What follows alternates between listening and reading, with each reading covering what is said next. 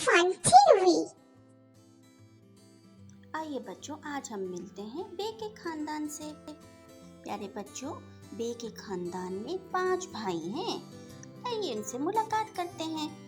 बे, पे, ते, टे, से। और इनकी आवाजें हैं। बे, बे की आवाज है ब। पे, पे की आवाज है प। ते, ते की आवाज है ट।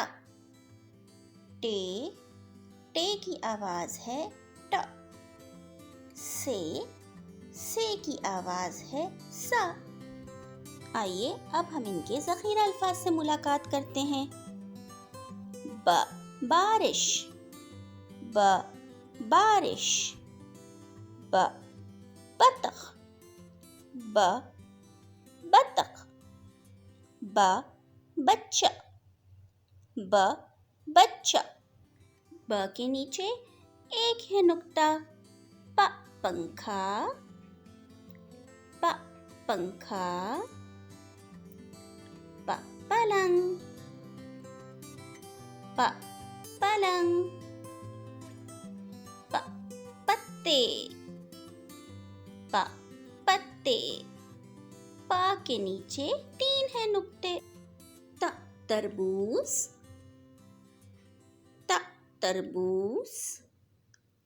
त, तकिया। त, तकिया। ता, ताले। त, ताले। ता के ऊपर 2 नुक्ते डाले। ट, टमाटर। ट, टमाटर। ट, टोकरी। ट, टोकरी। ट, टोपी। ट, टोपी। ट के ऊपर तोय है छोटी। स, समर। स, समर।